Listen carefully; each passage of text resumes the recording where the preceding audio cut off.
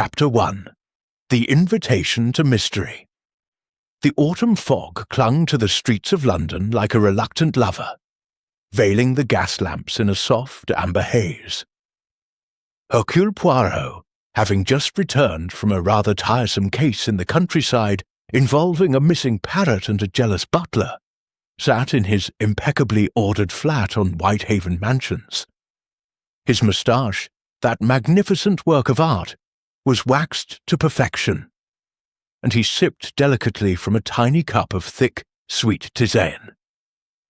The Evening Post had arrived, and among the usual bills and circulars lay an envelope of heavy cream paper, sealed with crimson wax impressed by an elaborate crest, a lion rampant beneath a masked face. Poirot turned the envelope over in his hands, his green eyes narrowing with interest. The address was written in a bold, flourishing hand. Monsieur Hercule Poirot, Whitehaven Mansions, London. No return address, yet the postmark read Surrey. He slit the envelope with his silver letter opener and extracted a single card, thick and luxurious, edged in gold. The invitation read, Lady Evelyn Harrington requests the pleasure of the company of Monsieur Hercule Poirot at a grand masquerade ball to be held at Harrington Hall, Surrey, on the evening of All Hallows Eve, Saturday, 31st October. Costume de rigueur, masks mandatory until midnight, carriages at 9 o'clock. Below, in smaller script, a night of mystery and revelry awaits. Poirot placed the card upon the table and leaned back in his armchair. Fingers steepled beneath his chin. Lady Evelyn Harrington, he knew the name well.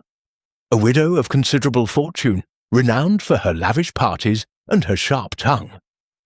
Her late husband, Sir Reginald Harrington, had made his money in shipping and diamonds, leaving his wife one of the wealthiest women in England. She was also, Poirot recalled, a woman who delighted in drama. Her gatherings were legendary. Politicians, actors, artists, and the occasional foreign dignitary, all mingling under her roof. Yet why invite him? Poirot was no social butterfly. He attended parties only when duty, or curiosity, demanded it. He had never met Lady Evelyn personally, though their circles had brushed edges. Perhaps she had heard of his reputation, and wished to boast that the great Belgian detective graced her guest list. Or perhaps there was something more. He rose and crossed to the window, gazing down at the sluggish traffic below. A night of mystery and revelry, he murmured aloud. How intriguing! And on All Hallows Eve, when masks are worn and secrets are whispered. One wonders what secrets Lady Evelyn keeps behind her own mask. The following morning, Poirot dispatched a polite note of acceptance. Within days, a second envelope arrived, this one containing a small black velvet pouch. Inside lay a silver half-mask, exquisitely crafted in the Venetian style, adorned with tiny sapphires that caught the light like frozen tears. A note accompanied it. For the greatest detective of our age, a mask worthy of your discernment. I look forward to seeing how you perceive the world through it. E. H. Poirot examined the mask with appreciation. It was expensive, thoughtful. Lady Evelyn knew how to flatter. He placed it carefully upon his dressing table and began to consider his costume. He would not go as Harlequin or Pierrot, too obvious. No, he required something elegant, understated, yet unmistakable. In the end, he chose to attend as himself, or rather, as the archetypal great detective. A black cape lined in crimson, a deerstalker hat, though he privately despised the association with his English rival, and a magnifying glass on a chain. The irony would amuse him, and the simplicity would allow him to observe without drawing undue attention. The evening of the 31st arrived crisp and moonlit. Poirot's taxi wound through the Surrey lanes, past hedgerows silvered with frost, until Harrington Hall loomed ahead, a sprawling Elizabethan manor aglow with light. Lanterns flickered along the drive, and carriages and motor cars lined the gravel. Footmen in powdered wigs and crimson livery directed guests toward the great oak doors, flung wide in welcome. As Poirot stepped down, the chill air carried the scent of wood smoke and dying leaves. Music drifted from within, a waltz played by a hidden orchestra. He adjusted his mask, feeling the cool silver against his skin, and ascended the stone steps. A butler announced him in sonorous tones, "Monsieur Hercule Poirot." Heads turned. Whispers rippled through the entrance hall, like wind through silk. Guests in fantastical costumes, Marie Antoinette in towering wig, a Roman emperor in laurel crown, Cleopatra dripping in faux emeralds, parted to let him pass. Poirot inclined his head graciously, his eyes scanning the crowd with habitual precision. Lady Evelyn Harrington awaited him at the foot of the grand staircase. She was dressed as Medusa, her gown a cascade of emerald scales, her hair a writhing mass of golden serpents. A golden mask covered the upper half of her face, but her smile was unmistakable, sharp, knowing, and just a touch predatory. "Monsieur Poirot," she purred, extending a gloved hand, "how delightful that you accepted my little invitation." Poirot bowed over her hand with courtly grace. "Madame, the pleasure is entirely mine. Your mask is most striking." She laughed, a low, throaty sound. "One must choose a costume that reflects one's nature, mustn't one? And you," her gaze swept over his attire, "have come as the hunter of truths. How fitting!" "Truth is often hidden behind many masks, Lady Evelyn," Poirot replied evenly. "Tonight, perhaps, we shall see which ones slip." Her eyes glittered behind the golden mask. "Indeed. Come, let me introduce you to some of my guests. There are several who have been dying to meet the famous Hercule Poirot." She took his arm and led him through the throng. The ballroom beyond was a vision of opulence. Crystal chandeliers, blazing overhead, walls hung with tapestries depicting ancient myths, long tables laden with delicacies. A string quartet played in one corner, while in another, a magician in a turban performed card tricks for an admiring circle. Lady Evelyn presented him first to her nephew, Captain Richard Harrington. Tall, bronzed, dressed as a pirate, complete with eye patch and cutlass. His handshake was firm, his smile easy, but Poirot noted the slight tension in his jaw. "Uncle Reggie left me a pittance," the captain said lightly when Lady Evelyn moved on. "Aunt Evelyn holds the purse strings. Still, she's generous enough when it suits her." Next came Miss Diana Forsyth, a young actress of rising fame, costumed as Juliet in crimson velvet. Her laughter was bright, but her eyes kept darting toward a brooding figure in a Faustian red cloak, Mr. Victor Lang, a theatrical producer rumoured to be her lover. Then there was Dr. Ambrose Thorne, the family physician, dressed as a medieval plague doctor with a long-beaked mask. His voice was soft, almost apologetic, as he murmured, "Lady Evelyn has not been entirely well of late. Nerves, you know." Poirot filed each detail away. The subtle rivalries, the glances that lingered too long, the hands that trembled almost imperceptibly when champagne glasses were raised. As the evening progressed, the party grew merrier. Masks emboldened tongues. Flirtations flourished in shadowed alcoves. Poirot circulated quietly, sipping sparingly from his glass, observing. He noted a heated exchange between Captain Harrington and Mr. Lang near the French windows.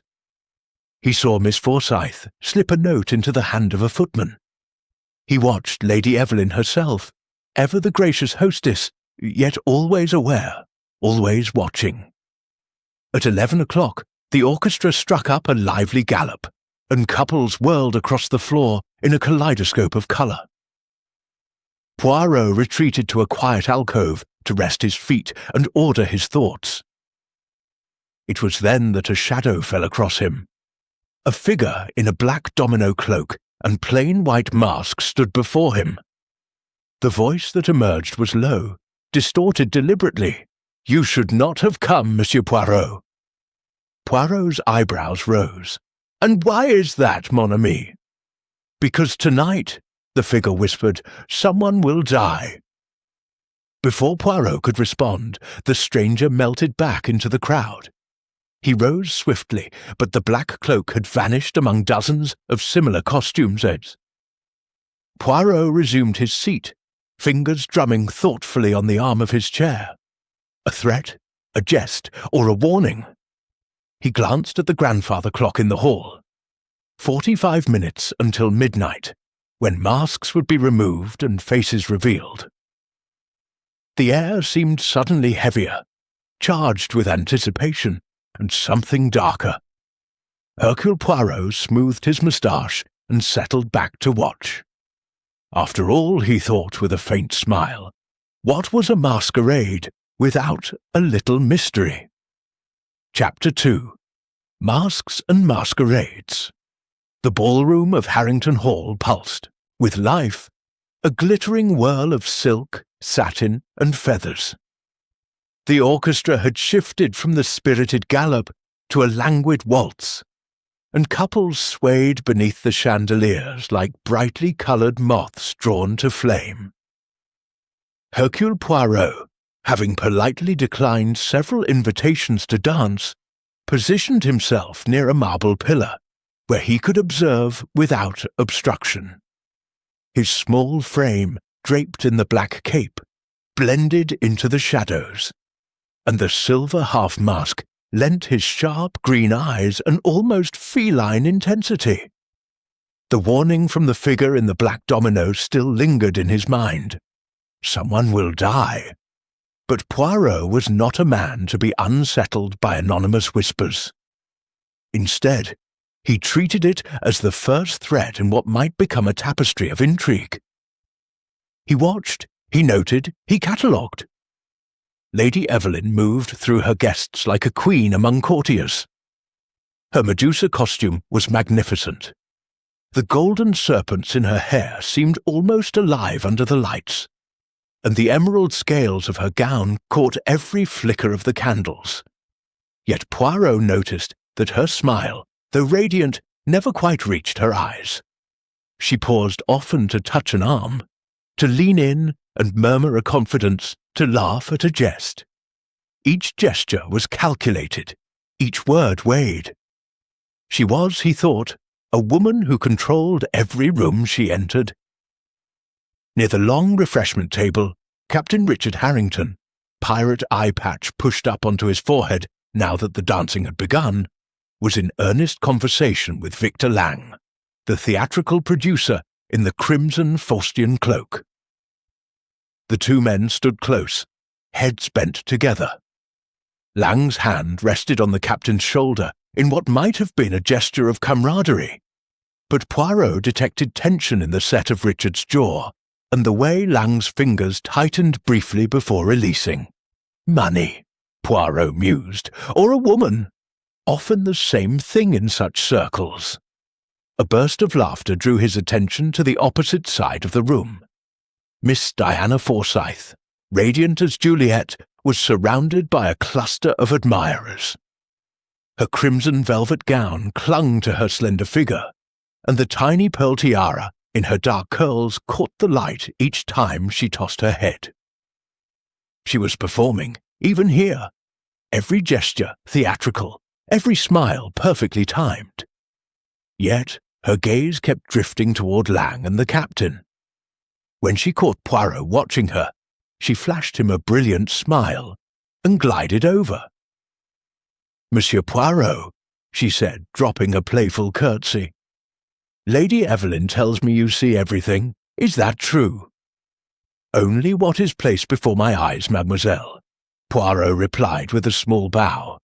"And sometimes what people believe is hidden." Her laughter rang out again, bright and practiced.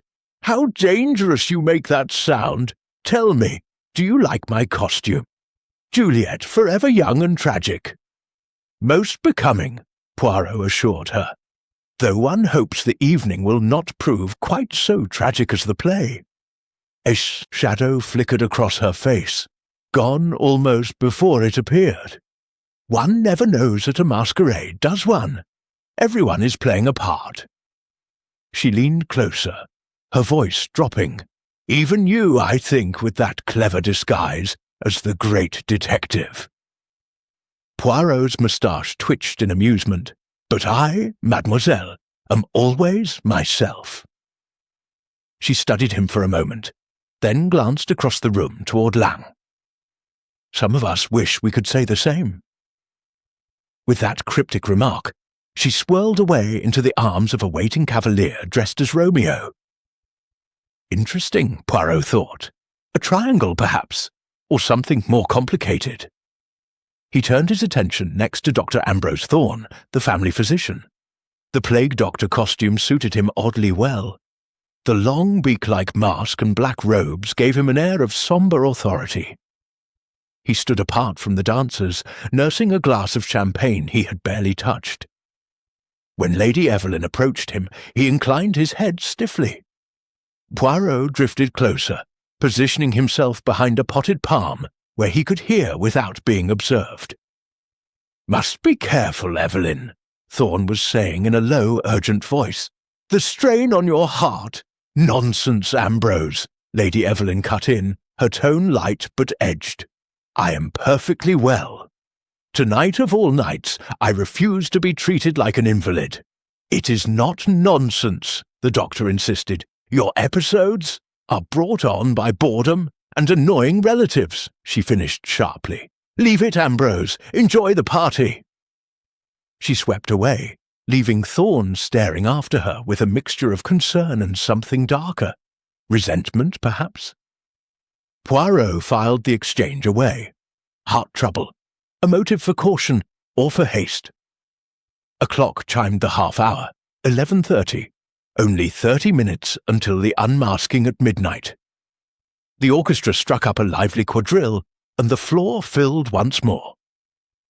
Poirot noticed a new figure threading through the crowd, a woman in a harlequin costume of black and red diamonds, her face concealed by a full Columbina mask painted with tears. She moved with purpose, pausing to speak briefly to several guests before continuing on. When she reached Captain Harrington, she slipped something into his hand, a folded note, then vanished into the throng before he could respond. Richard glanced at the note, frowned, and tucked it into his pirate coat. He looked around, as though searching for someone, then headed toward the French windows that opened onto the terrace. Curiosity piqued, Poirot followed at a discreet distance. The terrace was cooler, lit by paper lanterns that swung gently in the breeze. A few guests lingered there, smoking or taking the air, but Richard had moved further, down the stone steps into the garden. Poirot paused at the threshold, scanning the darkness. The gardens were extensive, formal hedges, a fountain, gravel paths winding toward a small pavilion. He spotted the pirate costume near, the fountain.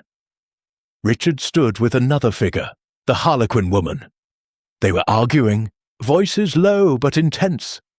"Can't keep doing this," Richard was saying. "You think I want to?" the woman replied, her voice muffled by the mask but unmistakably strained. "But we have no choice now." Poirot edged closer, keeping to the shadows.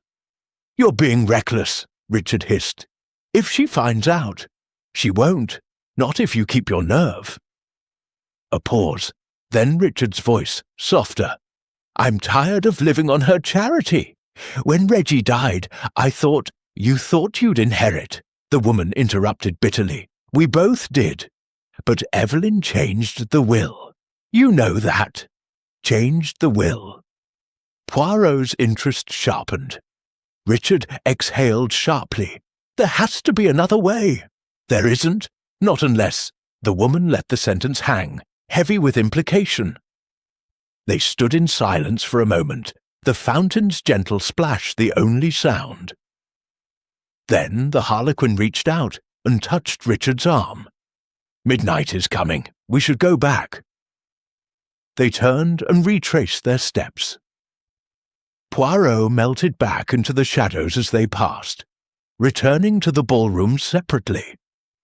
He remained on the terrace a moment longer, considering a secret alliance, financial dependence, a changed will, and the mysterious warning he had received earlier. When he re-entered the ballroom, the atmosphere had shifted subtly. The laughter seemed a fraction too loud, the gestures a touch too exaggerated. Masks made people bold, yes, but they also made them careless. Poirot located Lady Evelyn again. She was speaking with a tall man in a pharaoh's headdress, gold mask, elaborate collar, staff in hand. The man's posture was stiff, aristocratic. Poirot did not recognize him immediately, but something in the way Lady Evelyn leaned toward him suggested familiarity. Intimacy, even. As he watched, the pharaoh placed a proprietary hand on her lower back. Lady Evelyn did not pull away. Another player, Poirot thought. Another secret. The orchestra ceased playing. A hush fell as Lady Evelyn mounted the small dais where the musicians sat. She raised her glass, the golden serpents in her hair glinting. "My dear friends," she called, her voice carrying effortlessly, "the hour approaches. In 10 minutes we shall unmask and reveal ourselves as we truly are. But first, let us drink to friendship, to secrets kept and secrets shared, and to a night none of us shall forget." Glasses were raised. Cheers echoed. Poirot did not drink. He was watching the faces, or what little he could see of them. Watching for a flicker of fear, of triumph, of guilt. The clock began to strike 12. 1, 2, 3. Guests reached for their masks. 4, 5, 6. Laughter and gasps as faces were revealed. 7, 8, 9. And then, just as the 10th chime sounded, a woman screamed. The sound cut through the revelry like a knife. Poirot turned sharply toward the source, the refreshment table. A figure in a Roman toga lay crumpled on the floor, wine staining the white fabric crimson. But it was not wine. It was blood. Chapter 3. The Fatal Toast. The scream hung in the air like shattered crystal. For one frozen heartbeat, the ballroom remained suspended in revelry. Masks half lifted, champagne flutes raised, laughter still clinging to lips. Then chaos erupted. "Reginald!" Lady Evelyn's voice cracked across the room, raw and disbelieving. She flew from the dais, serpents whipping about her head, and flung herself down beside the fallen man. The Roman toga had fallen open at the shoulder. A dark stain spread across the white wool, blooming outward from a small, almost neat puncture just beneath the left collarbone.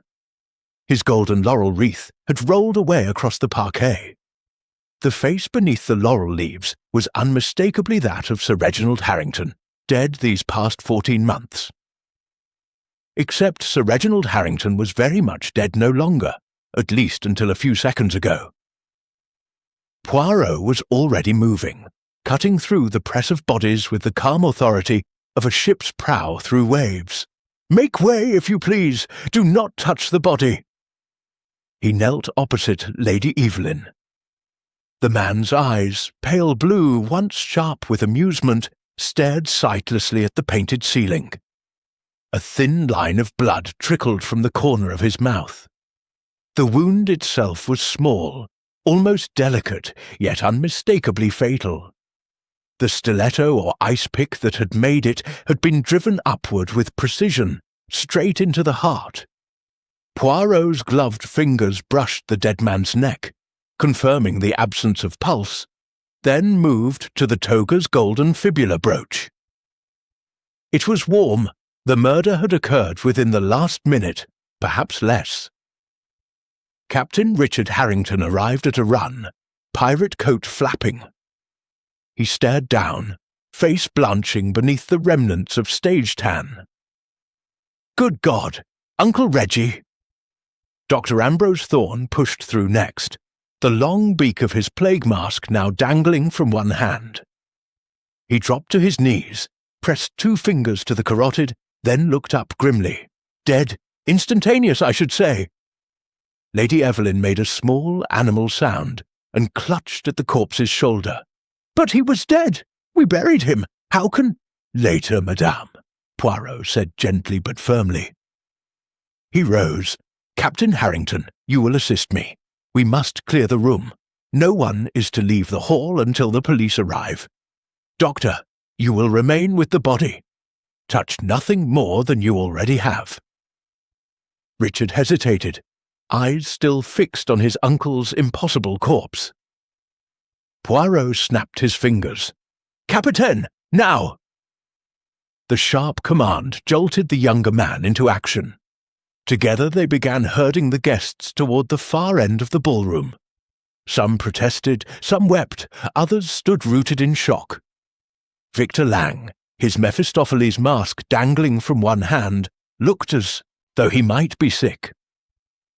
Diana Forsyth clung to his arm, white as parchment beneath her rouge. Poirot's gaze swept the room, cataloguing faces, positions, expressions. The Harlequin woman in black and red diamonds was nowhere to be seen.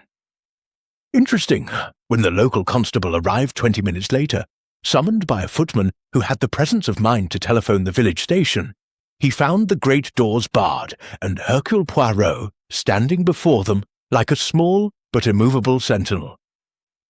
"Inspector Graves will be here within the hour," the constable stammered, overwhelmed by the grandeur and the horror. What shall I tell him, sir?" "Tell him," Poirot said quietly, "that Hercule Poirot is already at work, and that no one, absolutely no one, leaves Harrington Hall tonight." He turned back to the ballroom. The body still lay where it had fallen. Dr. Thorne had covered it with a velvet tablecloth at Lady Evelyn's insistence. The hostess herself sat on a gilded chair, deathly pale, a glass of brandy trembling in her hand. Captain Harrington stood behind her, one hand on her shoulder, protective or restraining. Poirot was not yet sure. Poirot approached. "Lady Evelyn, I regret the necessity, but we must speak at once, while memory is fresh." She lifted her head. The golden mask had been discarded. Her face looked suddenly older, the paint around her eyes smudged into bruises. "Ask what you must, monsieur."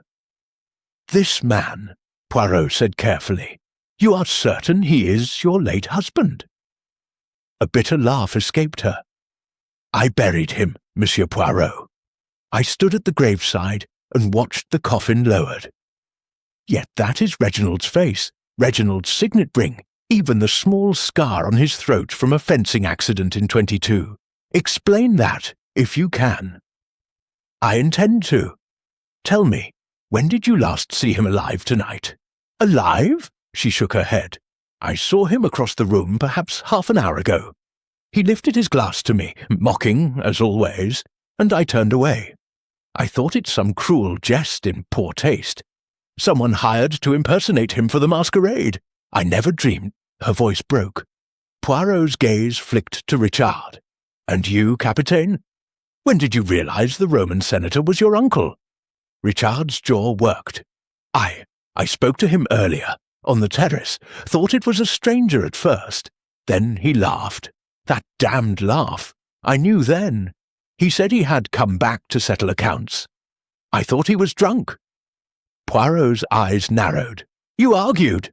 We exchanged words. He was alive when I left him. And the Harlequin woman who joined you?" Richard's head snapped up. "How did you—" "I observe, mon ami. Answer."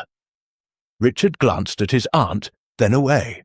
"A friend. She was concerned." Lady Evelyn's head came up sharply. "Who was it, Richard?" Before he could reply, Dr. Thorne interposed himself. "Monsieur Poirot, Lady Evelyn is in no state." "Lady Evelyn," Poirot continued relentlessly, "your husband was declared dead 14 months ago. A heart attack, I believe?" "Yes." Her voice was a thread. "He collapsed in the library. Ambrose tried to revive him. It was hopeless. Yet the coffin was closed at the funeral," Poirot said softly. "No one saw the body after death but you, the doctor, and the undertaker. Convenient, n'est-ce pas?" Dr. Thorne stiffened. "What exactly are you implying?" "Merely that we have a murder tonight, Doctor, and a resurrection that lasted barely long enough for a toast. Someone in this room knew Sir Reginald was alive. Someone lured him here. Someone ensured that his second death would be both public and permanent." He turned to the assembled guests, raising his voice. "Mesdames et messieurs, your attention. Until the police arrive, you will remain here. Anyone attempting to leave will be detained. Captain Harrington and the footman will assist me." A murmur of protest rippled through the room. Poirot ignored it. He knelt again beside the body and with delicate precision lifted the edge of the tablecloth.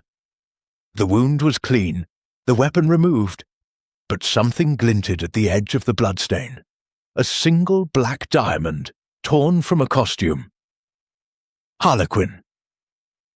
Poirot slipped it into his pocket just as the great doors burst open and Inspector Graves strode in, flanked by 2 sergeants and the village constable.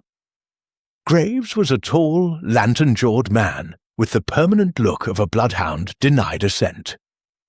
He took in the scene, the covered body, the silent masked guests, and finally Poirot. "Monsieur Poirot," he said heavily, "I might have known. What the devil has happened here?" "Murder, Inspector," Poirot replied calmly. "Murder most ingenious. A man returned from the grave only to be sent back into it, before the very eyes of 30 witnesses who never saw the hand that struck the blow." He gestured toward the body. "Allow me to present the victim, Sir Reginald Harrington, recently deceased, for the second time." Chapter 4. Shadows of the Past. The morning light filtered weakly through the heavy velvet curtains of Harrington Hall's library, casting long shadows across the leather-bound volumes and the Persian rugs. Hercule Poirot had not slept. After Inspector Graves and his men had completed their initial examination of the ballroom, photographs taken, fingerprints sought, though masks and gloves had rendered most surfaces useless, statements hastily scribbled, Poirot had insisted that the principal members of the household remain available for questioning. The guests had been accommodated in the upper floors under polite but firm guard. The body of Sir Reginald Harrington, resurrected and remurdered, lay now in the ice house, awaiting the police surgeon.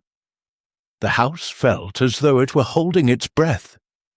Poirot sat in a high-winged armchair before the fireplace, a small notebook open on his knee, his second cup of excellent coffee cooling beside him. Inspector Graves had departed at dawn to telephone Scotland Yard and arrange for reinforcements. He had not been pleased to leave Poirot in charge, but the little Belgian's reputation and the sheer strangeness of the case had forced his hand. The library door opened. Captain Richard Harrington entered, looking as though he had slept even less than Poirot. His pirate costume had been exchanged for a rumpled tweed suit. Dark circles ringed his eyes. "You wanted to see me again, Monsieur Poirot?" "Indeed, Capitaine. Sit, if you please." Richard lowered himself into the opposite chair, lighting a cigarette with fingers that were not quite steady. Poirot regarded him thoughtfully. "You told Inspector Graves last night that you believed the man in the Roman toga to be an impostor until you spoke with him on the terrace. Yet your aunt recognized him instantly as her husband. Explain this discrepancy." Richard exhaled smoke toward the ceiling. "I hadn't seen Uncle Reggie for nearly 2 years before his supposed death. He'd been abroad. South Africa diamonds. I was in India with my regiment. When I came home on leave and heard he'd died suddenly, I accepted it. Aunt Evelyn arranged everything. Closed coffin, tropical disease, she said, contagious remains. I didn't question it. And the estate." Richard's mouth twisted. "That's the rub. Reggie's original will left everything to Aunt Evelyn for her lifetime, then to me. But after the funeral, she showed me a new will, dated only a month before his death, leaving the bulk to her absolutely, with a small annuity for me. Said Reggie had changed his mind, didn't trust me with the responsibility. I was angry, yes, but she's been generous enough. Pays my debts, keeps me in allowance. I let it go." Poirot's eyes gleamed. "And now your uncle returns from the grave, speaks to you of settling accounts, and is murdered within the hour. Convenient for someone, n'est-ce pas?" Richard leaned forward, voice low. "If you're suggesting I killed him, I suggest nothing yet. I seek only the truth. Tell me about the Harlequin woman you met in the garden." Richard hesitated, then stubbed out his cigarette. "Her name is Margaret Blaine. She was Reggie's secretary for years. More than secretary, if truth be told. They were close. When Reggie died, Margaret vanished. I hadn't seen her since the funeral until last night." "And she told you?" "That Reggie had faked his death. Heart attack staged with Ambrose Thorne's help. Some drug that slows the pulse to nothing. Coffin switched. Body in the ice house was a vagrant who died of exposure. Reggie went abroad to untangle certain financial difficulties, debts, bad investments, perhaps smuggling. He planned to return quietly once things were settled. But last night he came, back openly, intending to confront Evelyn and reclaim his place." Poirot stroked his moustache. "And Mrs. Blaine, her motive in warning you?" "She still loved him, I think, or feared him. She said Reggie had proof Evelyn forged the new will. He meant to expose her tonight, ruin her. Margaret begged me to talk sense into him." "Did you?" "I tried. He laughed at me, said I was as spineless as Evelyn always claimed. Then he went back inside for the midnight toast." Richard's voice roughened. Next thing I knew, he was dead. Poirot nodded slowly. "Merci, Capitaine. You may go for now." Richard rose, paused at the door. "Find who did it, monsieur. For all his faults, Reggie didn't deserve that." Alone again, Poirot consulted his notebook. Motives were multiplying like rabbits. Inheritance, betrayal, forgery, ruined love. The door opened once more. This time it was Lady Evelyn herself, wrapped in a black dressing gown, face pale and drawn but composed. Dr. Thorne hovered behind her like an anxious raven. "I dismissed Ambrose," she said coolly, taking the seat Richard had vacated. "I am ready to answer your questions, Monsieur Poirot." "Madame, you are brave. Let us begin with the simplest. Why did you believe your husband dead for 14 months? "Because Ambrose told me he was." Her voice was steady, but her fingers twisted the cord of her gown. Reginald collapsed in this very room. Ambrose examined him, shook his head, said it was the heart, sudden and complete failure. I was distraught. Ambrose handled everything. Death certificate, arrangements. He advised a closed coffin. Said Reginald would have wished to be spared the indignity of viewing. And you never doubted. Not until last night, when I saw him standing there in that ridiculous toga, raising his glass to me with that old mocking smile. Her composure cracked for a moment. I thought I was going mad. Poirot leaned forward. "Madame, forgive the indelicacy, but your marriage, it was happy?" She gave a short, bitter laugh. Happy? Reginald was charming, brilliant, utterly selfish. He spent money like water, chased every pretty woman who caught his eye. I turned a blind eye for years, but 2 years ago I discovered he was diverting funds, large sums, into secret accounts. When I confronted him, he promised to stop. Then he died. Suddenly, I controlled everything. I thought fate had been merciful. Poirot's gaze was gentle but relentless. And the new will? I did not forge it, she said flatly. Reginald signed it in this room, with Ambrose and the butler as witnesses. He said he no longer trusted Richard. Too much gambling, too weak. He wanted me to have freedom. Yet now your husband returns, perhaps to challenge that will, and dies again before he can speak. Lady Evelyn met his eyes. If you are asking whether I killed him, the answer is no. I was on the dais when he fell. 30 people saw me. Indeed, but murder can be arranged from a distance, madame. She rose, drawing the dressing-gown about her like armour. Then find your murderer elsewhere, Monsieur Poirot. I have nothing to hide. After she left, Poirot sat in silence for some minutes. Then he summoned Dr. Ambrose Thorne. The doctor entered reluctantly, still in morning dress, his face grey with fatigue.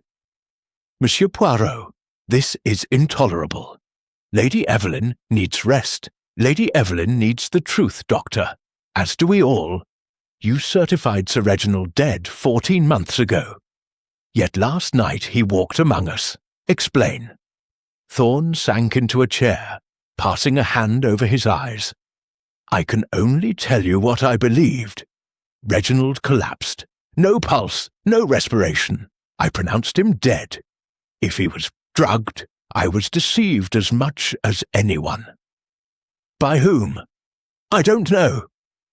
Thorne's voice was hoarse, but there were rumours, even then. Margaret Blaine disappeared the day after the funeral. She had access to my medical bag. Certain alkaloids, tetrodotoxin perhaps, can mimic death. If she and Reginald planned it. And you benefited how? Thorne flushed. I have been Lady Evelyn's physician for 20 years. She trusts me. My practice depends on her goodwill. More than goodwill, perhaps? Poirot asked softly. The doctor stiffened. If you are implying an improper relationship, I imply nothing. I observe. You were seen last night in close conversation with Lady Evelyn. You warned her about her heart. Thorne's shoulders sagged. She has angina. Stress exacerbates it. Last night was reckless. Poirot closed his notebook with a snap. One more thing, Doctor. The wound that killed Sir Reginald, it was precise. Upward thrust beneath the collarbone. A medical man would know exactly where to strike. Thorne stared at him, horrified. You cannot think. I think many things, Doctor. For now, I think only that the past casts very long shadows in this house. He rose, signalling the interview was ended. As Thorne left, Poirot stood at the window, watching mist curl through the gardens. 3 interviews, 3 versions of the past, each plausible, each incomplete. Somewhere in those shadows lay the truth. And the murderer. He smoothed his moustache and turned toward the door. It was time to speak with Margaret Blaine, if she could be found. Chapter 5. Whispers Among the Guests. By mid-morning, Harrington Hall had become a hive of restrained activity. Scotland Yard had arrived in force. 2 detectives, a photographer, a fingerprint expert, and a police surgeon who had taken charge of the body. Inspector Graves, now reinforced and marginally less irritable, had commandeered the morning room as his headquarters. The guests, still confined to the house, milled about in small knots, speaking in low voices, casting wary glances at the uniformed constables stationed at every exit. Hercule Poirot, however, preferred the quieter corners. He had commandeered the conservatory, a glass-roofed annex filled with palms and exotic plants, where the air was warm and humid and the light soft. One by one, he summoned the guests who had been closest to the drama, seating them on wicker chairs while he paced slowly, hands clasped behind his back, green eyes bright with concentration. First came Miss Diana Forsyth. She entered with the careful poise of an actress making an entrance, though the strain of the night showed in the faint shadows beneath her eyes. She had changed into a simple wool dress of dove grey, but the pearl tiara still glinted in her dark hair, as though she could not quite abandon the stage. "Monsieur Poirot," she began, offering a wan smile, "this is all too dreadful. I scarcely slept." "Sleep is difficult after murder, mademoiselle. Sit, please." She obeyed, folding her hands in her lap. "You were near the refreshment table at midnight." "I was with Victor, Mr. Lang, on the edge of the dance floor. We had just removed our masks when the scream came. I saw the poor man fall. It was horrible." Poirot studied her. "You knew Sir Reginald in life?" "Only slightly. He came to several of our productions. Victor's, I mean. He was a patron of the theatre, generous, charming, and—" She hesitated. "And a little too fond of pretty actresses," she finished with a shrug. "But nothing serious. He was married, after all." "And after his death?" "Lady Evelyn became our patron instead. She has been wonderfully supportive. Victor's new play opens next month, largely thanks to her investment." Poirot's eyebrows rose. "A considerable investment?" £10,000, Diana said frankly. "Victor was in difficulties, debts from the last production. Lady Evelyn rescued us." "And Mr. Lang's feelings towards Sir Reginald?" Diana's gaze flickered. "Victor disliked him. Said Reginald was a philanderer who threw money at shows only to get backstage, but that was all ancient history. Yet Sir Reginald returns from the grave on the very night Lady Evelyn hosts her grandest party. Curious timing." Diana leaned forward, voice dropping. "There's talk, Monsieur Poirot. Among the servants, the guests. Some say Sir Reginald never died at all, that he and Lady Evelyn planned it together to escape creditors. Others say he fled because of something worse. Smuggling, perhaps, or fraud. And you believe. I don't know what to believe." She twisted a handkerchief in her fingers. "But Victor was furious when he saw the Roman senator across the room. He said, 'That bastard's supposed to be dead.' Then he drank rather a lot." Poirot nodded. "Merci, mademoiselle. One last thing. Did you see anyone approach Sir Reginald in the moments before the toast?" She thought for a moment. There was such a crush. People milling about. Glasses being filled. I noticed a harlequin, black and red diamonds, near him for a second. Then the harlequin vanished into the crowd. Poirot dismissed her with a courteous bow and summoned Victor Lang. The producer entered bristling with barely contained anger. His crimson Faust cloak had been replaced by a charcoal suit, but the Mephistophelian beard remained, giving him a satanic air. "This is outrageous," he began without preamble. "Keeping us here like criminals. I have rehearsals. Rehearsals that depend on Lady Evelyn's goodwill, I understand." Poirot interrupted mildly. "Sit, monsieur." Lang sat, jaw tight. "You recognized Sir Reginald last night before the unmasking?" "I suspected. The way he moved, that arrogant tilt of the head. When he lifted his glass to Evelyn, I was certain." "And your reaction?" "I was stunned. The man was dead, buried. Then I was angry. He had a reputation for vanishing when debts mounted. I thought he'd played the same trick again."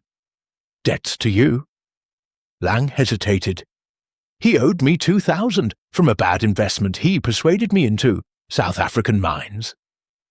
When he died, the debt died with him.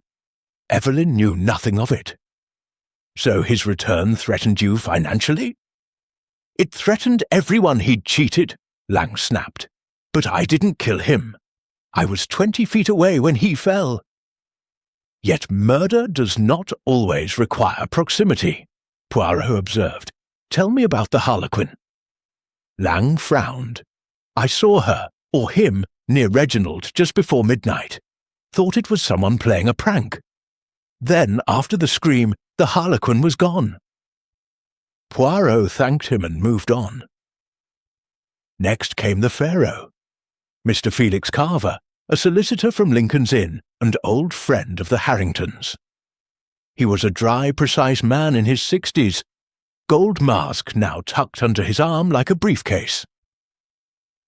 Sir Reginald consulted me several times before his first death, Carver admitted. He wished to alter his will. The new document was properly executed, witnessed by Dr. Thorne and the butler. Lady Evelyn inherited outright. And Sir Reginald's reaction when you informed him it was done? He seemed satisfied, said he was going abroad for his health and wanted matters settled. Did he mention faking his death? Carver looked shocked. Certainly not. Though in retrospect, he did ask hypothetical questions about suspending vital signs with certain drugs. I thought it idle curiosity. Poirot's eyes gleamed. And last night, I spoke briefly with the Roman senator near the orchestra. He asked if the will could still be contested. I told him that if he had been declared dead in error, the original will might stand. He seemed pleased. Then he moved toward the refreshment table for the toast. Anyone follow him? A figure in black and red, harlequin costume, brushed past me in that direction. I thought nothing of it at the just time. Pattern emerging, Poirot thought. He interviewed half a dozen more guests. A dowager countess who had lent Reginald money he never repaid. A retired colonel whose niece had been jilted by him. A society beauty who whispered that Reginald had blackmailed her over letters. Each had motive in varying degrees. Each had seen the elusive harlequin near the victim moments before the fatal toast. But the harlequin herself, Margaret Blaine, remained missing. Poirot repaired to the servants' hall for luncheon, where gossip flowed more freely than tea. The footmen, maids, and cooks were eager to talk to the famous detective. The harlequin arrived late, the head parlour-maid confided. About 10 o'clock, gave her invitation at the door, then went straight upstairs to the guest rooms, never came down to the ballroom until near midnight. And afterward? Vanished, sir. One of the constables swears she never left the house, but no one's seen her since the scream. Poirot sipped his soup thoughtfully. A woman who could appear and disappear at will. A woman who knew the house's secrets. He finished his meal and sought out Inspector Graves in the morning room. Progress, Monsieur Poirot. Much talk, little substance, Poirot admitted, but one thing is clear. The murderer struck in full view of 30 people, yet no one saw the blow. The weapon, a thin blade, perhaps a stiletto, must have been concealed in the crowd, delivered swiftly, then withdrawn. The harlequin was closest. Graves grunted. We've searched every room. No trace of her or the weapon. Then we must search again, Poirot said firmly. And we must consider that Margaret Blaine did not leave. She hid. Somewhere in this house she waits, perhaps to finish what she began. Graves looked sceptical, but gave the order for a thorough second search. As the constables dispersed, Poirot returned to the conservatory and stood among the palms, thinking. Motive upon motive. Opportunity in the crush of masked bodies. A weapon still missing. And somewhere, a woman in black and red diamonds, whose very presence had been the spark that ignited murder. He smoothed his moustache and murmured to the silent plants, "Patience, Hercule Poirot. The little grey cells, they work. Soon the whispers will become shouts." Outside the glass walls, a cold wind stirred the dead leaves in the garden. Inside, the hunt continued. Chapter 6. The Hidden Clue. The afternoon had turned dull and wet, rain lashing the tall windows of Harrington Hall like impatient fingers demanding entry. Inside, the atmosphere was no warmer.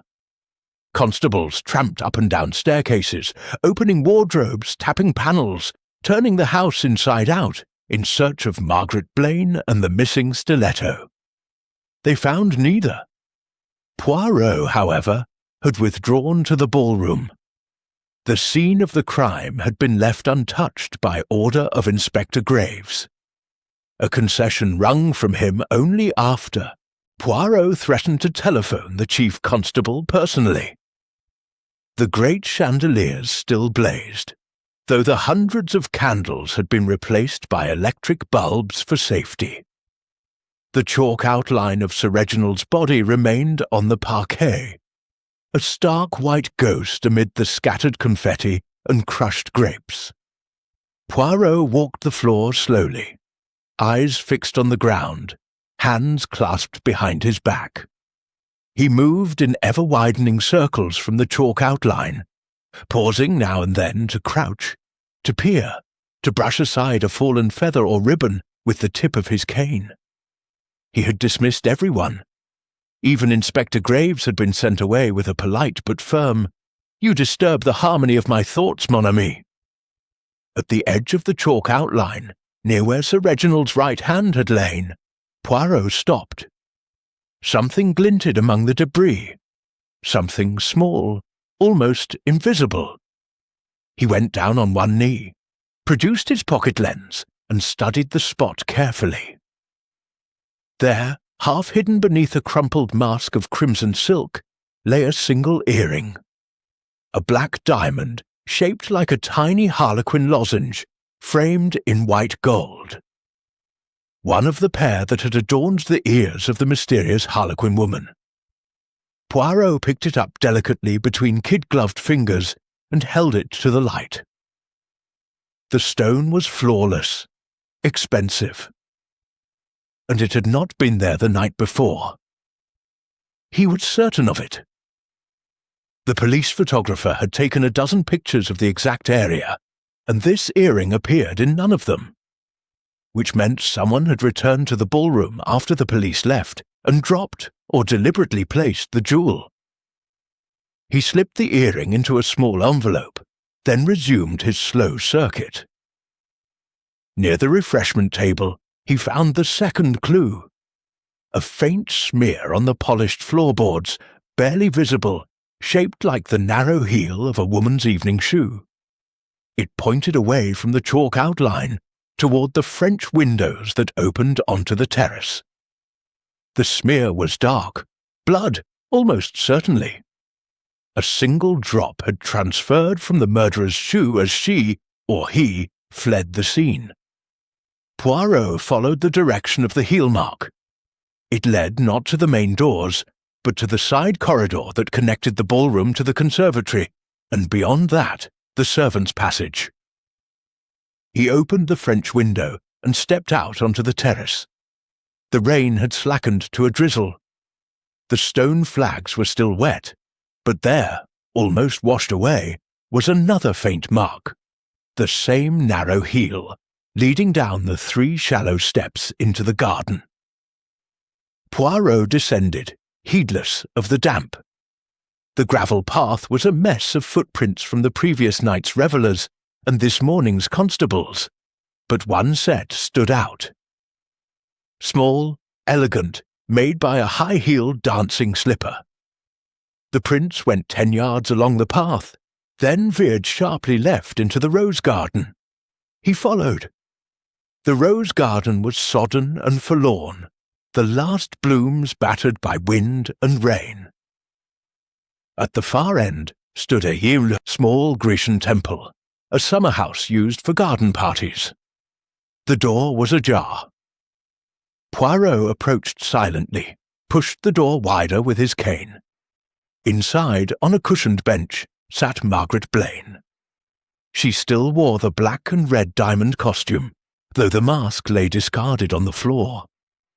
Her face was deathly pale, her dark hair dishevelled. One ear bore a black diamond earring, the other was bare.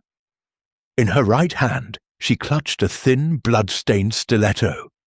No longer than a lady's hatpin, its blade no wider than a knitting needle. She looked up as Poirot entered, and for a moment neither spoke. Then, very quietly, she said, "I wondered how long it would take you, Monsieur Poirot." He closed the door behind him, shutting out the wind and rain. "You waited for me," he observed. "I had nowhere else to go." She laughed, a small broken sound. "The house is full of police. The gates are watched. I thought, perhaps in here I could decide what to do." Poirot moved closer, eyes on the weapon. "You killed him." Margaret's fingers tightened on the stiletto. "Yes." "May I ask why?" She stared at the blade as though seeing it for the first time. "Because he came back to destroy us all. 14 months ago, he persuaded me to help him fake his death. I gave him the drug, watched Ambrose pronounce him dead, arranged for the vagrant's body to be substituted. Reginald promised that when he returned we would be together, he and I, free of Evelyn, free of everything. He lied. Last night he told me the truth. He had never loved me. I was merely convenient. He had come back only for the money Evelyn had safeguarded. He intended to expose the forgery of the second will, take everything, and leave me ruined and disgraced." Her voice shook with rage and grief. "When the masks came off and everyone was distracted, I stepped close, kissed him on the cheek like an old friend, and slid the blade upward under his ribs.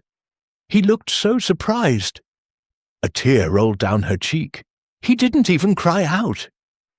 Poirot regarded her with profound sadness. "And then I meant to escape in the confusion, but the doors were already guarded. I dropped the stiletto in the roses, wrapped it in my mask so the blood wouldn't show, and came here to wait for morning. I thought I might slip away with the tradesman. Instead I sat here all night, holding the blade, wondering why I wasn't brave enough to use it on myself." She lifted the stiletto and offered it to him, handle first. Poirot took it carefully, wrapping it in his handkerchief. "You will come with me now, madam, quietly. There has been enough drama." Margaret stood. She was trembling, but her chin lifted with a last flicker of pride. "Will they hang me?" "In this country, madame, a woman has not been hanged for many years, but prison, long, cold, and lonely, awaits." She nodded, accepting. "Better than living with what I've done." Poirot opened the oak at your door. The rain had stopped. Weak sunlight glimmered on the wet leaves, and as they walked back toward the house, Margaret asked suddenly, "How did you know it was me?" Poirot touched the envelope in his pocket that held the earring. "Because you left me a message, madame.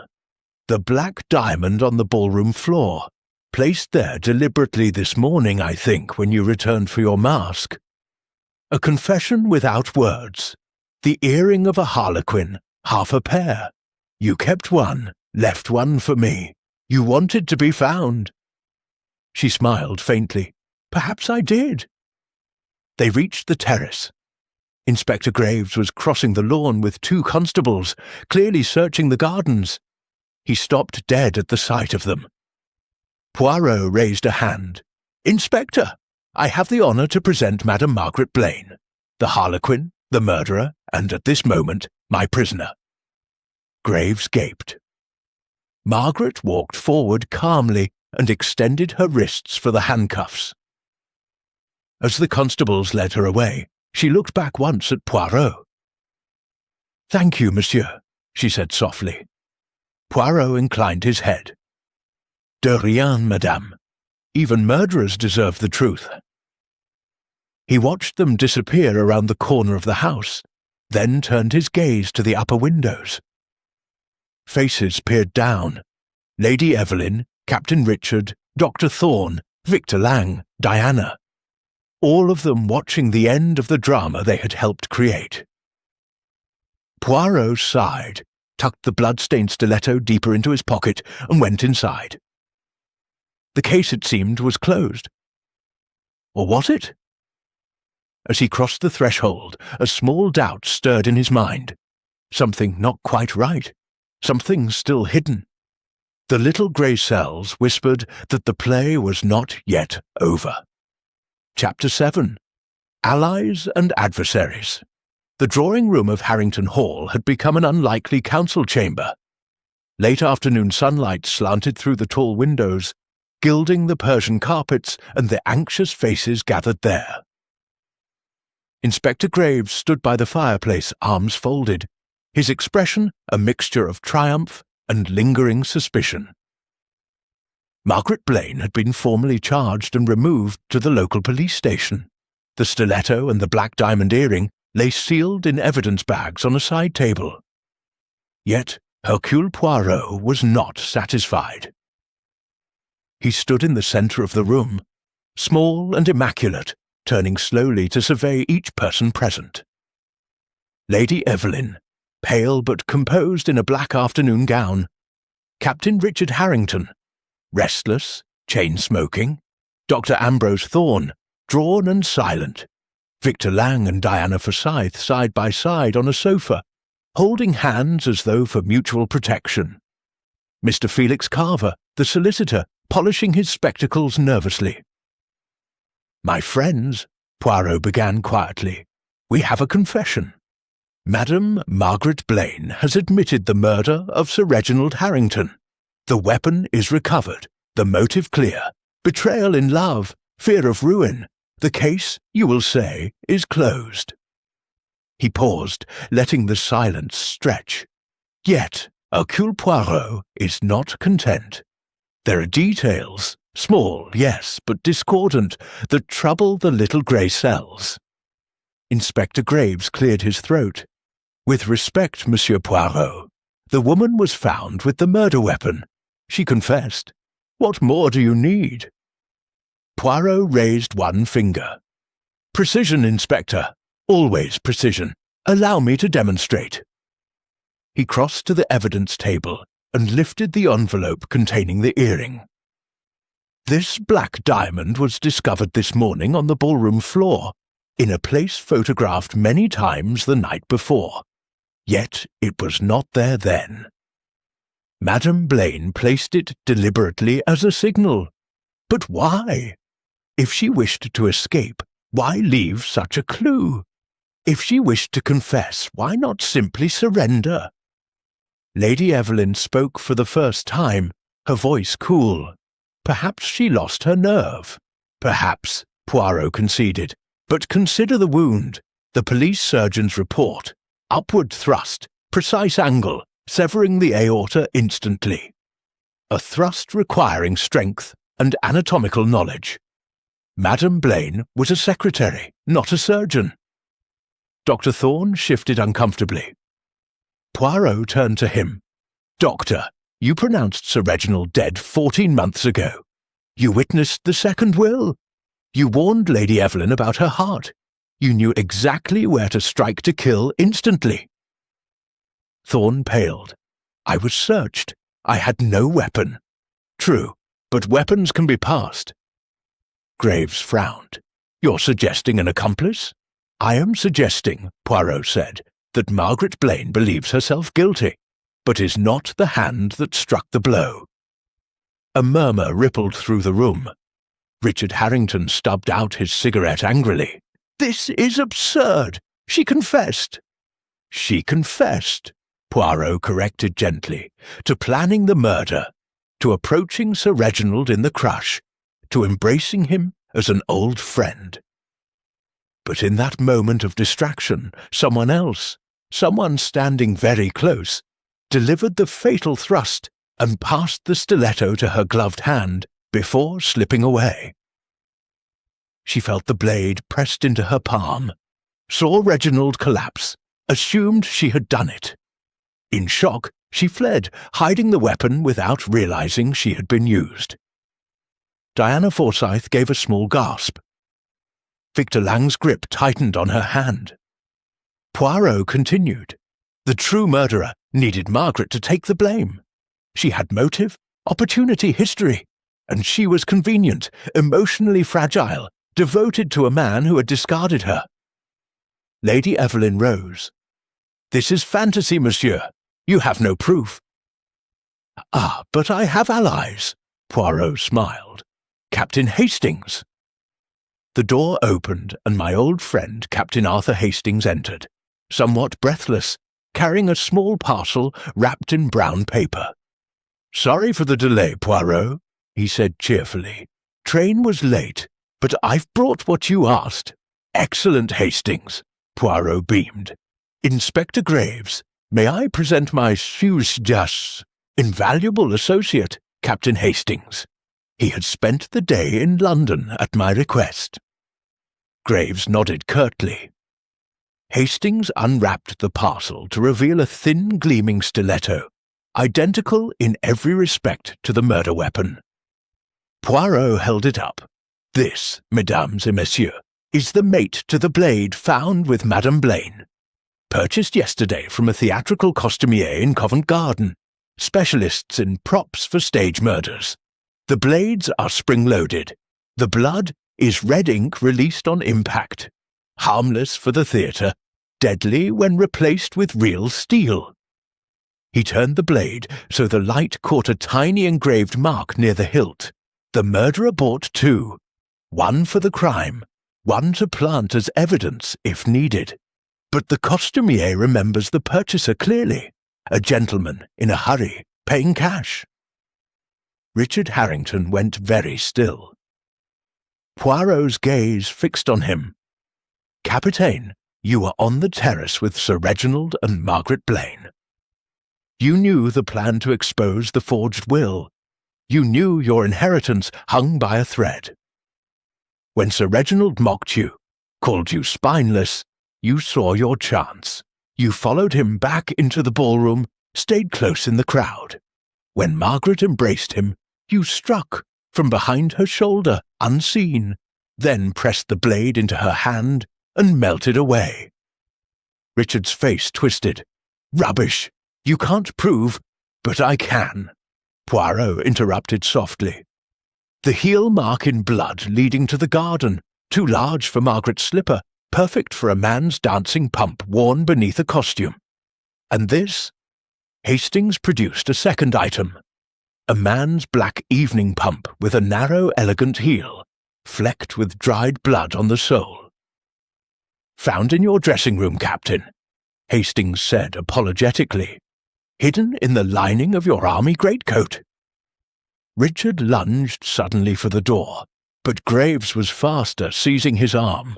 "Richard Harrington," Graves intoned, "I'm arresting you for the murder of Sir Reginald Harrington." The young man sagged. All fight gone. "He laughed at me," he muttered. "Said I'd always live on charity. I couldn't bear it." Lady Evelyn turned away, face like stone. Dr. Thorne buried his head in his hands. Poirot watched as Richard was led away, then turned to Graves. "The forgery of the will. You will investigate that also, I trust." Graves nodded grimly. "We will." Poirot sighed. "Two murderers, then. One who struck the blow. One who planned to let an innocent woman hang for it. Human nature, Inspector. It is never simple." Graves allowed himself a small smile. "You've done it again, Monsieur Poirot. Though I confess I'd have hanged the wrong person." "That," Poirot said with dignity, "is why Hercule Poirot does not leave such matters to chance." He turned to Hastings. "Come, mon ami. A cup of tea, I think, and then the train to London. This house has seen enough tragedy." As they left, The drawing-room? Poirot paused beside Lady Evelyn. "Courage, madame," he said quietly. "The truth, though painful, is always preferable to lies." She did not reply, but her eyes followed him to the door, grateful, perhaps, or merely exhausted. Outside, the rain had cleared. A pale sun glimmered on the wet gardens. Hastings clapped Poirot on the shoulder. "Jolly good show, old chap, but how did you suspect the captain all along?" Poirot twinkled. "My friend, when a man protests too much his innocence and smokes too many cigarettes, one begins to wonder. But it was the heel mark that betrayed him. A pirate, after all, should wear boots." Hastings laughed. Poirot permitted himself a small, satisfied smile. The case was moving toward its climax. But one final act remained. Chapter 8. Revelations in the Garden. Twilight settled over Harrington Hall like a soft grey veil, the last rays of the December sun glinting on the wet gravel paths. The house had grown quieter since Captain Richard Harrington's arrest. The Scotland Yard men had withdrawn to the village with their prisoner, leaving only Inspector Graves and a single constable to secure the evidence. The remaining guests had been permitted to depart, one by one, after final statements. Victor Lang and Diana Forsyth had left together in a hired motor car, faces pale and drawn. Mr. Carver, the solicitor, had taken the train to London, muttering about probate complications. Only Lady Evelyn and Dr. Ambrose Thorne remained, along with the diminished staff. Hercule Poirot, however, had not yet taken his leave. He stood now in the rose garden, beneath the Grecian summer-house, where Margaret Blaine had been discovered that morning. The rain had ceased entirely. The air was cold and sharp, carrying the scent of damp earth and decaying leaves. Poirot's breath misted faintly as he surveyed the scene with deliberate care. Captain Hastings hovered nearby, wrapped in a thick overcoat, hands in pockets. "I say, Poirot," he ventured, "isn't the case finished? You've got the murderer. Richard Harrington confessed, didn't he?" Poirot raised a gloved hand. "Patience, mon cher Hastings. A confession extracted in the heat of discovery is one thing. The full truth is another. There are still threads that do not tie neatly." He knelt beside the rose bed where Margaret had discarded the blood-stained stiletto wrapped in her mask. The police had removed the weapon, but Poirot was searching for something smaller, something they might have overlooked. His fingers brushed the soil, parting the wet leaves. There, half buried beneath a fallen bloom, lay a tiny object, a gold cufflink engraved with the initials R.H. Richard Harrington's, undoubtedly. Poirot straightened, holding the cufflink to the fading light. "Curious," he murmured. "The captain loses a cufflink here, in the very place Margaret hid the blade. Yet he claimed never to have entered the summer-house."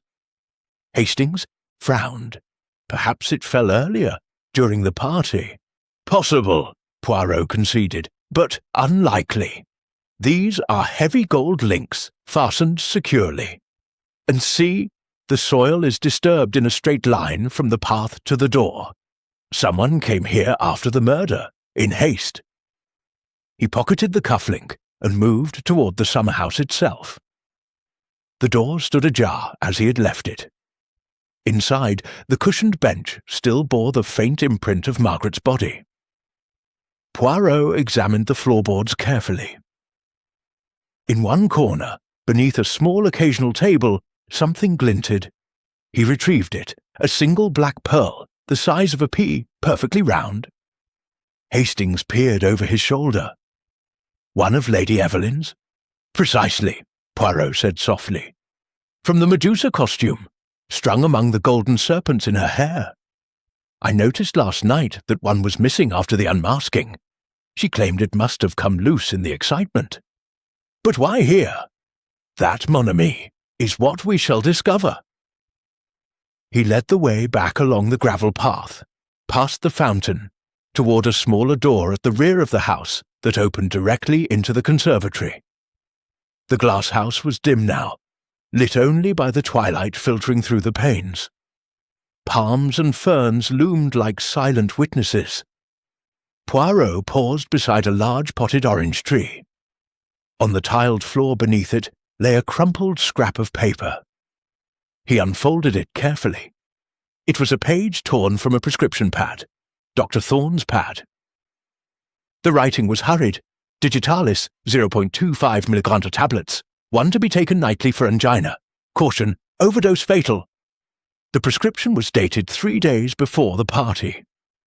Poirot's eyes narrowed. Digitalis, foxglove, the source of poison that can slow the heart to near death or stop it entirely. Hastings whistled softly. You think Thorne tried to poison Lady Evelyn? I think, Poirot replied, that someone wished us to think so. They continued into the house proper, ascending the servants' stair to avoid notice. At the top, Poirot paused outside a door, the late Sir Reginald's dressing room, sealed since the murder. He produced a small key, obtained earlier from the housekeeper, with a discreet word about forgotten evidence, and unlocked it. Inside, the room was untouched. A man's wardrobe still hung with suits, a shaving brush on the dresser, a faint scent of bay rum lingering. On the desk lay a leather-bound diary, open to the last entry dated 14 months earlier, the day of the supposed first death. Poirot turned the pages carefully. The final entry read, Evelyn suspects the accounts. Thorne assures me the drug will work perfectly. Margaret will handle the rest. Tomorrow I die, and rise again richer than ever. He closed the diary thoughtfully. So Reginald planned it all, Hastings said, with Margaret and Thorne. Indeed, but plans change, people change. They descended the main staircase. In the hall below, voices echoed, Lady Evelyn and Dr. Thorne, speaking urgently in the drawing-room. Poirot signalled silence and approached the half-open door. You must leave tonight, Ambrose, Lady Evelyn was saying, her voice low but intense, before Poirot digs any deeper. Richard's arrest will satisfy them. Take the money I gave you and go abroad. And you, Thorne replied bitterly, you'll stay here, queen of all that you surveyed, while I run? I have no choice. The estate, the name, someone must preserve them. Reginald's schemes nearly ruined us. At least now it ends. Ends? Thorne laughed harshly. With me as scapegoat if Poirot keeps prying? I pronounced Reginald dead. I witnessed the forged will. If they prove conspiracy, they won't, she cut in sharply. Richard killed him. That's the story. Margaret's confession supports it. Let it stand. Poirot pushed the door wide and entered. Alas, madame, mesdames et messieurs, he said politely, the story does not stand. It wobbles most alarmingly. Lady Evelyn whirled, hand flying to her throat. Thorne rose slowly, face ashen. Monsieur Poirot, she managed, I thought you had gone. I delayed. The garden, you see, it is most revealing. He held up the black pearl. This fell from your hair, madame, in the summer house where Margaret hid. You visited her there, did you not? After I discovered her, while the police were occupied with Richard. Lady Evelyn's composure cracked. I wished to understand why she— You wished, Poirot interrupted gently, to ensure her silence. You persuaded her that Richard was the true killer, that her confession would protect the family name. You promised her leniency, perhaps a new life abroad after a short sentence. Thorne took a step forward. This is outrageous. Poirot turned to him. And you, Doctor, the prescription for digitalis, left deliberately in the conservatory for me to find. You hoped I would suspect you of attempting to poison Lady Evelyn, diverting attention from the larger conspiracy. He placed the diary on the table between them. "Your husband's own words condemn you both. You discovered the plan to fake his death, madame. Instead of exposing it, you turned it to your advantage. You allowed the substitution of the body, let Reginald flee with his stolen funds, but you kept the estate and altered the will to secure it forever." Lady Evelyn sank into a chair. "He deserved it. He would have bled us dry." "And when he returned?" "I didn't know he would," she whispered. "Not until I saw him in that toga. Then I realized Margaret must have helped him all along. I saw my chance. If he died again, this time truly, the forgery would never be questioned. Richard would inherit nothing, but the money would remain mine." Thorne spoke dully. "She asked me to provide the means. A second stiletto, identical to the prop Margaret carried, was to strike when the opportunity arose, but I couldn't. In the end, Richard did it for us." Poirot shook his head sadly. "No, Doctor. Richard struck the blow believing he acted alone. You and Lady Evelyn merely encouraged circumstances. You ensured Margaret was near, armed, emotional. You knew Richard's temper, his resentment. You let human nature do the rest." He turned to the door where Inspector Graves now stood, having entered silently. "Inspector, I regret to inform you that the conspiracy runs deeper than one jealous nephew. Lady Evelyn Harrington and Dr. Ambrose Thorne are accessories before and after the fact in the murder of Sir Reginald Harrington." Graves stepped forward, face grim. "Lady Evelyn Harrington, Ambrose Thorne, I am arresting you both." As the handcuffs clicked, Lady Evelyn looked at Poirot with something almost like gratitude. "You are relentless, monsieur." "Truth is relentless, madame," Poirot replied quietly. "I am merely its servant." Outside, night had fallen fully. The garden lay in darkness. Secrets finally dragged into the light. Chapter 9. The Unmasking. The ballroom of Harrington Hall had been transformed once more, though not for revelry. The chandeliers were fully lit, casting a cold, unforgiving brilliance over the polished floor where Sir Reginald had fallen. Chairs had been arranged in a wide semicircle, facing the dais where the orchestra once played. Every surviving principal in the drama had been summoned back, by telephone, by telegram, by the unyielding authority of Scotland Yard. They sat now in uneasy silence. Captain Richard Harrington, released from the cells on temporary bail, flanked by 2 constables. Dr. Ambrose Thorne, hollow-eyed and handcuffed. Lady Evelyn Harrington, erect in mourning black, her face a mask of frozen dignity. Margaret Blaine, brought from the police station under guard, pale but strangely calm. Victor Lang and Diana Forsyth, summoned from London. Even Mr. Felix Carver, the solicitor, who had returned with a briefcase full of documents. Inspector Graves stood to one side, notebook in hand. Captain Hastings occupied a chair near the door, ready to assist if needed. At the centre of the dais stood Hercule Poirot, small, immaculate, his hands clasped behind his back, his green eyes bright with the satisfaction of a puzzle nearly complete. "Mesdames et messieurs," he began, his voice clear and precise, carrying effortlessly to every corner of the vast room. "We have come together one final time, not for a masquerade, but for an unmasking of a different kind. The masks we wore on All Hallows' Eve were of silk and feathers. The masks we wear in life are woven of lies, fear, and greed. Tonight, those masks fall away." He paused, letting his gaze travel slowly across each face. "Let us reconstruct the events, step by step, as they truly occurred. 14 months ago, Sir Reginald Harrington, facing financial ruin and possible criminal charges for embezzlement, devised a desperate plan. With the aid of his devoted secretary and mistress, Margaret Blaine, and his physician, Dr. Ambrose Thorne, he staged his own death. A drug was administered to slow his heart to imperceptibility. A vagrant's body was substituted in the coffin. Sir Reginald fled abroad, intending to return when the scandal had died down and reclaim his fortune.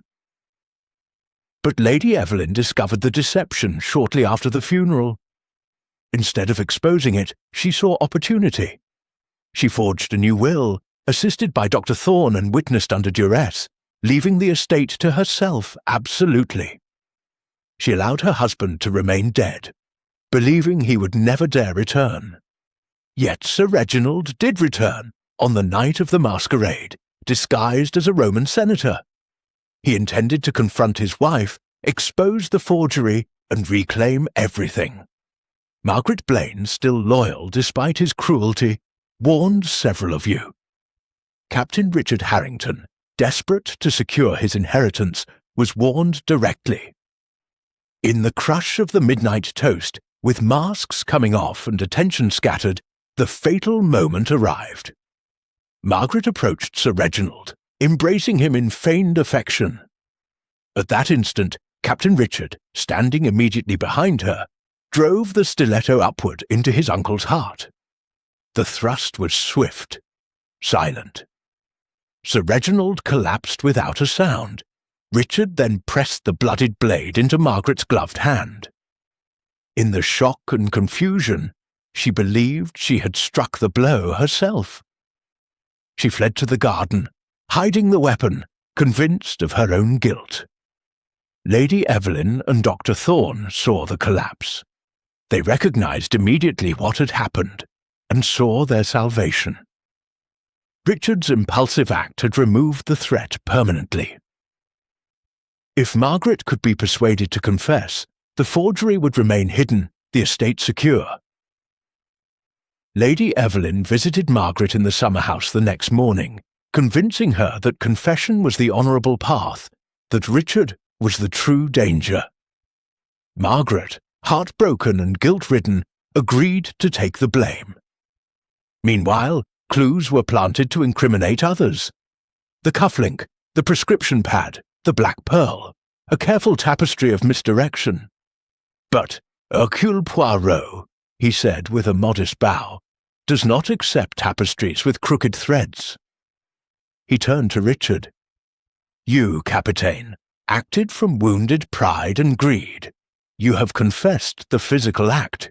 That is to your credit. Richard stared at the floor, silent. To Margaret, you, madame, allowed yourself to be manipulated because love had blinded you. Your confession was noble, but misplaced. Margaret lifted her head, tears in her eyes, but said nothing. To Dr. Thorne, you, doctor, betrayed your oath twice, once in faking a death, once in concealing a murder. Your motive was love for Lady Evelyn, perhaps, or fear of exposure. Thorne's head dropped.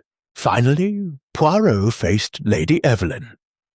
And you, madame, the architect of the greater deception. You did not strike the blow, but you profited from it.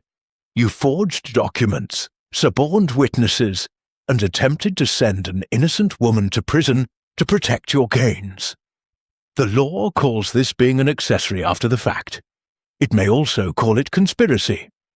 Lady Evelyn met his gaze steadily. I did what I had to do to preserve what was mine. Reginald would have destroyed us all. Perhaps, Poirot said softly, but justice does not permit us to choose our own victims. He turned to Inspector Graves. The charges, Inspector, are these.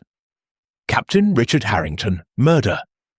Lady Evelyn Harrington and Dr. Ambrose Thorne, conspiracy to defraud, forgery, and accessory after the fact to murder. Madame Margaret Blaine, conspiracy in the original deception, but no part in the murder itself. I recommend leniency. Graves nodded. It will be done, Monsieur Poirot.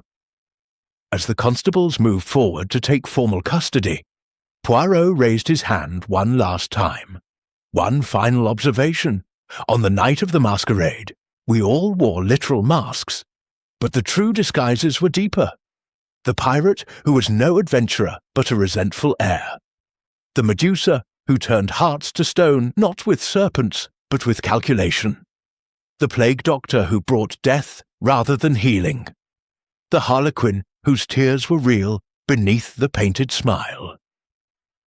We play many roles in life, mes amis. But in the end, the greatest mystery is not Whodunit, but why we allow ourselves to become the villain in our own story. He stepped down from the dais. The room was silent except for the click of handcuffs and the soft sob of Margaret Blaine.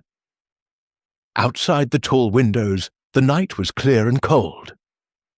Stars glittered above the dark gardens like tiny, unblinking eyes. Poirot paused at the French doors, looking out. "Viens, Hastings," he said quietly. "The play is over. Let us leave them to the epilogue." Together they walked into the night, the great doors of Harrington Hall closing behind them with a final, echoing thud. The masquerade was ended. The truth, unmasked at last, stood revealed in all its stark and human tragedy. Chapter 10. Justice Behind the Curtain. The trial began in the raw chill of a February morning at the Old Bailey. But by then the newspapers had already judged and executed everyone concerned. The masquerade murder, the corpse that returned to die, Medusa of Harrington Hall. The headlines grew more lurid with each edition, and the public devoured every syllable. Hercule Poirot did not attend the proceedings. He disliked courtrooms. They were theatres of emotion rather than reason. Instead, he followed the reports in the Times while sipping chocolate in his flat, the fire crackling quietly behind him. The verdicts came swiftly. Captain Richard Harrington pleaded guilty to murder. The judge, remarking that the crime had been committed in sudden passion rather than cold blood, sentenced him to life imprisonment rather than the gallows. Richard accepted the sentence without visible emotion. Only the tremor in his hands as he left the dock betrayed him.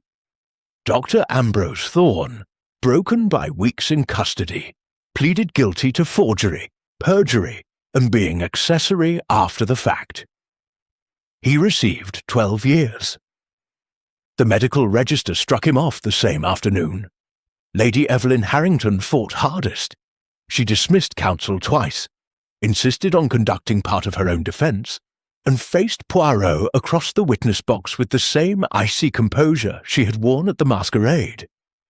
Yet the documentary evidence, the forged will, the diary, the letters discovered in Thorne's safe, was overwhelming. The jury took less than 2 hours. Guilty on all counts. 15 years penal servitude. She did not flinch when sentence was pronounced. Only at the very end, as she descended the steps to the cells, did she pause and look upward toward the public gallery. For a moment, her gaze found Poirot's. She inclined her head, the tiniest acknowledgement, and was gone. Margaret Blaine fared best. Poirot himself gave evidence on her behalf, describing how she had been manipulated first by a ruthless lover, then by a calculating mistress. The charge of conspiracy to pervert the course of justice was reduced. She received 18 months, of which she served only 9.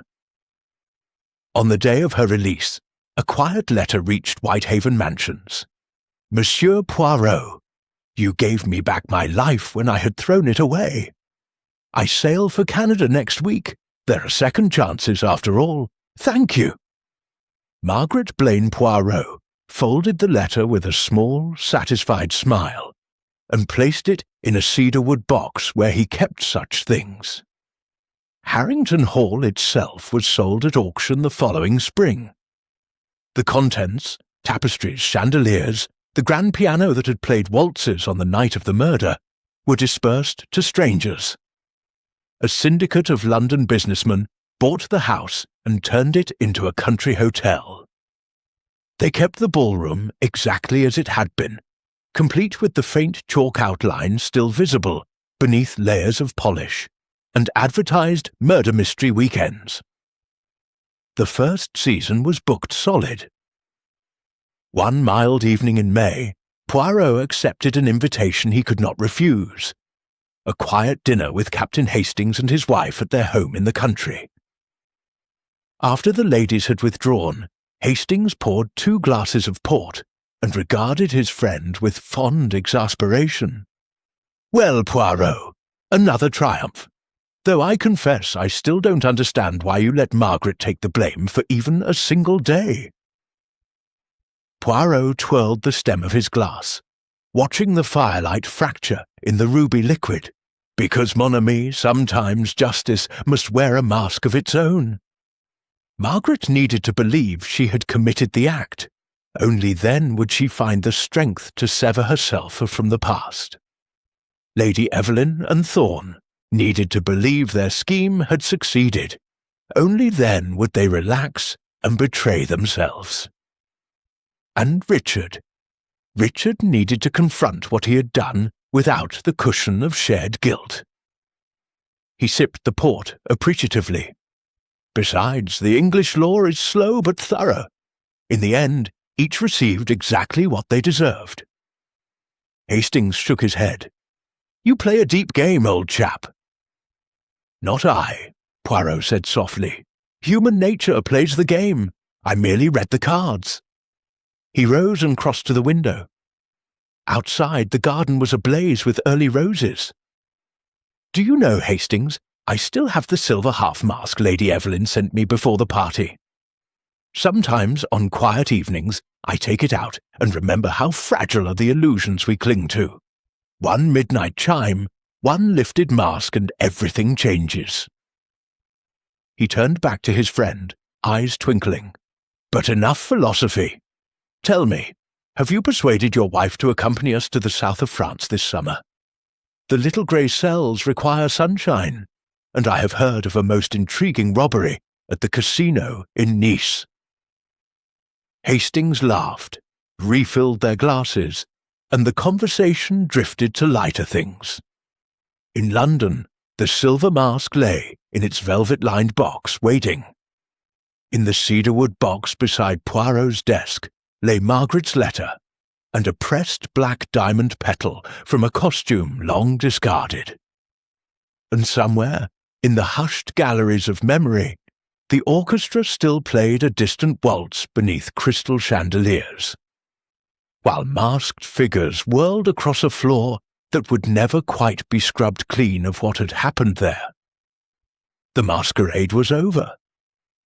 But the dance of human folly, Poirot reflected as the train bore him southward beneath a June sky, would go on forever.